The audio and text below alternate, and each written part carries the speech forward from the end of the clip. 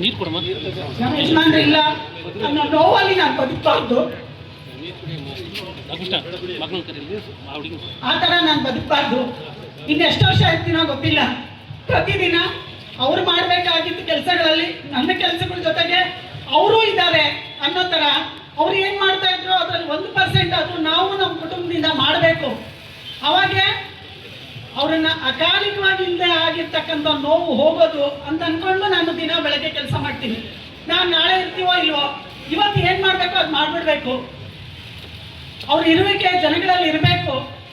ಅವ್ರು ಹೋಗಿಲ್ಲ, ಯಾಕೆಂದರೆ ಹುಟ್ಟು ದೇವ್ರ ಕೈಯಲ್ಲಿರೋದು, ಸಾವು ಕೂಡ ದೇವ್ರ ಕೈಯಲ್ಲಿರೋದು.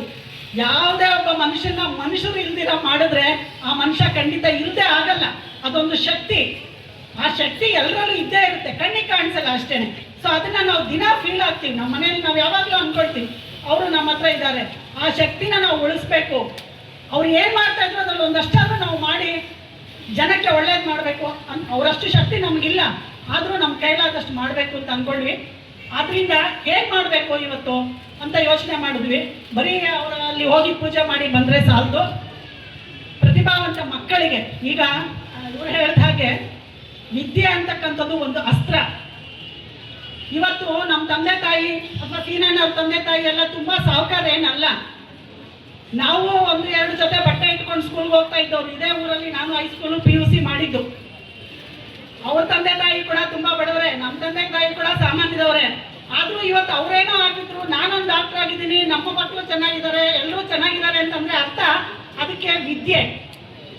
ಸೊ ಅದಕ್ಕೆ ನಾವೇನು ಡಿಸೈಡ್ ಮಾಡಿದ್ವಿ, ಜಾತ್ಯತೀತವಾಗಿ ಗೌರ್ಮೆಂಟ್ ಸ್ಕೂಲ್ ಮಕ್ಕಳಿಗೆ, SSLC ಮತ್ತು PUC ಮಕ್ಕಳಿಗೆ, ಅದು ಯಾವುದೇ ಜಾತಿ ಆಗಿರಲಿ. ಯಾಕೆಂದರೆ ಗೌರ್ಮೆಂಟ್ ಸ್ಕೂಲಲ್ಲಿ ಓದ್ತಕ್ಕಂಥವರು ಅಷ್ಟೊಂದು ನಮಗೆ ತುಂಬ ಶಕ್ತಿ ಇಲ್ಲ ಅಂತ ಓದಿಸ್ತಾರೆ. ಆದರೆ ನಾನು ಗೌರ್ಮೆಂಟ್ ಸ್ಕೂಲಲ್ಲಿ ಓದಿರೋಳೆ.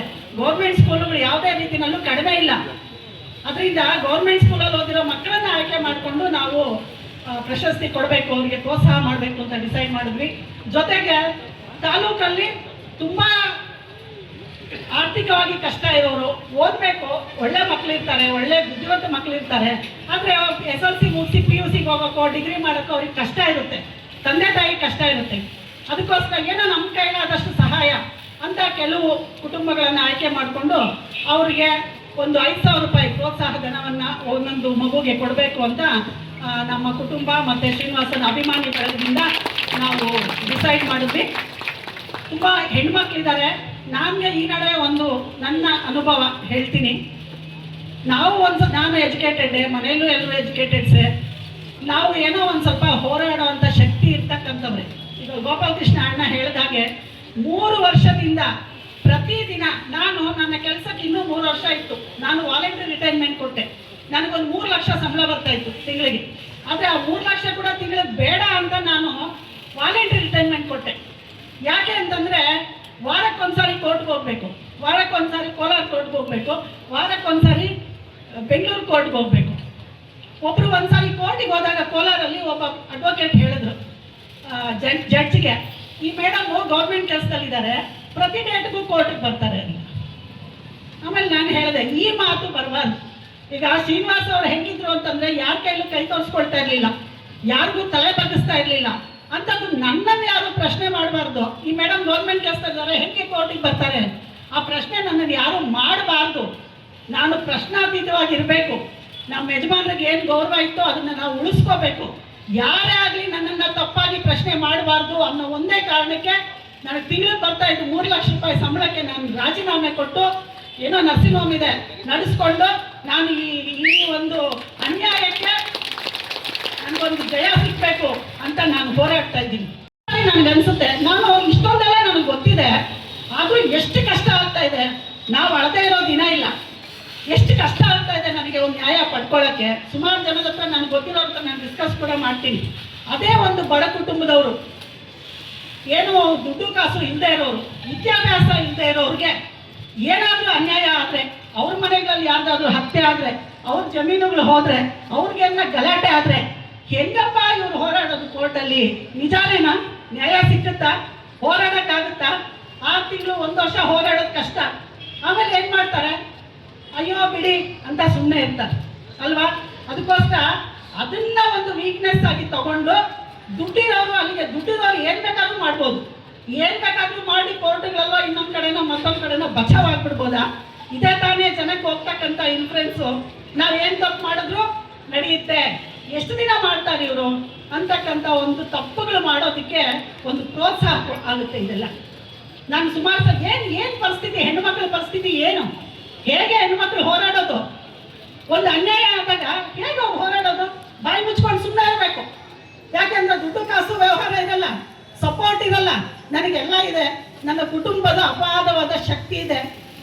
ಎಲ್ಲದಕ್ಕಿಂತ ದೊಡ್ಡದಾಗಿ ನಮ್ಮ ಅಳಿಯ ಭಾಸ್ಕರು, ಅಳಿಯ ಅಲ್ಲ ಮಗ, ನನ್ನ ಮಗಳು, ನನ್ನ ಮಗ, ನನ್ನ ತಮ್ಮ, ನನ್ನ ತಂಗಿ, ನನ್ನ ಕುಟುಂಬದವರು, ಮಕ್ಕಳು ಕೂಡ ಎಲ್ಲರೂ ನನ್ನ ಜೊತೆಗಿದ್ದಾರೆ. ಅಷ್ಟೆಲ್ಲ ಇಟ್ಕೊಂಡು ನನಗೆ ಕಷ್ಟ ಆಗ್ತಾ ಇದೆ, ದಿನ ಕಣ್ಣೀರು ಸುರಿಸ್ತೀವಿ, ಏನಪ್ಪ ಹೀಗಾಯ್ತು ಅಂತ. ಸಾಮಾನ್ಯ ಜನದ ಗತಿ ಏನು?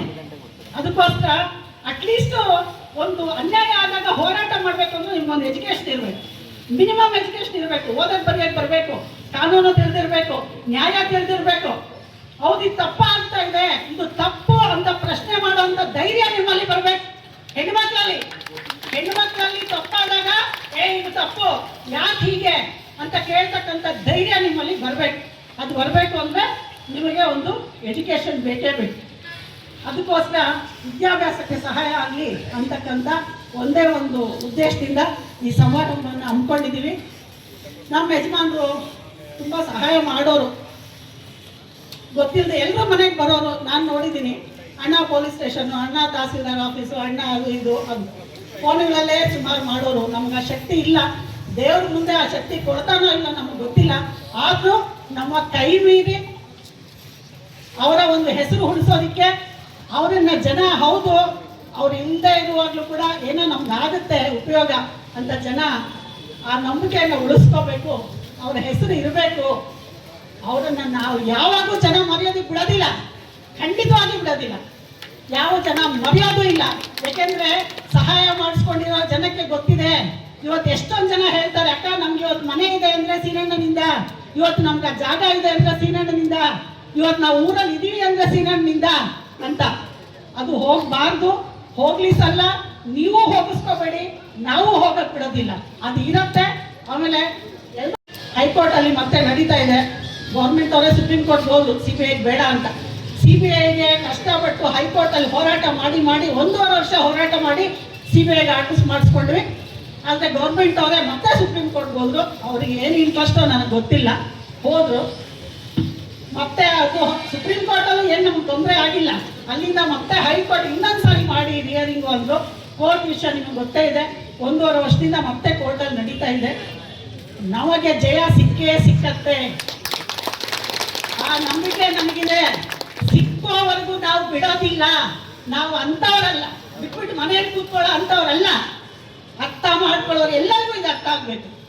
ನಾನು ಪ್ರತಿ ಸಾರಿ ಅನ್ಕೊಳ್ತೀನಿ, ಬೇರೆ ಹೆಣ್ಮಕ್ಳ ಕತೆ ಏನು, ನಾನೇ ಹಿಂಗಾದ್ರೆ ಬಡವ್ರ ಹೆಣ್ಮಕ್ಳ ಕತೆ ಏನು, ಅದಾಗಬಾರ್ದು. ಇವರೇ ಸೋತೋದ್ರು ಅಂದ್ರೆ ಬೇರೆ ಯಾರಿಗೂ ಹೋರಾಡೋ ಧೈರ್ಯ ಬರೋದಿಲ್ಲ. ಅದಕ್ಕೋಸ್ಕರ ನ್ಯಾಯ ಸಿಕ್ಕೋವರೆಗೂ, ತಪ್ಪಿತಸ್ಥರಿಗೆ ಶಿಕ್ಷೆ ಆಗೋವರೆಗೂ ಅದು ಏನೇ ಆಗಲಿ ನಾವು ಬಿಡೋದಿಲ್ಲ. ಸಮಯಕ್ಕೆ ಕಾಯ್ತೀವಿ. ನ್ಯಾಯಕ್ಕೋಸ್ಕರ ನ್ಯಾಯಾಂಗದಲ್ಲಿ ನಮಗೆ ನ್ಯಾಯ ಸಿಕ್ಕುತ್ತೆ ಅಂತಕ್ಕಂಥ ನಂಬಿಕೆ ಇದೆ. ಎಲ್ಲರೂ ಒಂದು ದಿನ ಹೋಗಬೇಕು. ಸ್ವಲ್ಪ ಬೇಗ ಅನ್ಯಾಯವಾಗಿ ಹೋಗಿಸಿದ್ದಾರೆ, ಇರಲಿ, ಅವರ ಹೆಸರು ಶಾಶ್ವತವಾಗಿರುತ್ತೆ. ಅವ್ರ ಹೆಸರಲ್ಲಿ ಎಲ್ಲ ನಡೆಯುತ್ತೆ. ಸೀನಣ್ಣ ಯಾವತ್ತೂ ನಮ್ಮ ಜೊತೆಯಲ್ಲಿ ಜೀವಂತವಾಗಿರ್ತಾರೆ. ಅವ್ರ ಮೇಲೆ ಅಭಿಮಾನ ಇಟ್ಕೊಂಡು ಬಂದು ನಮಗಿಷ್ಟು ನೀವು ಬಂದು ನಮಗೊಂದು ಗೌರವ ತೋರಿಸಿದ್ದೀರಾ. ಅದರಿಂದ ನಮಗೆಲ್ರಿಗೂ ಧನ್ಯವಾದಗಳು.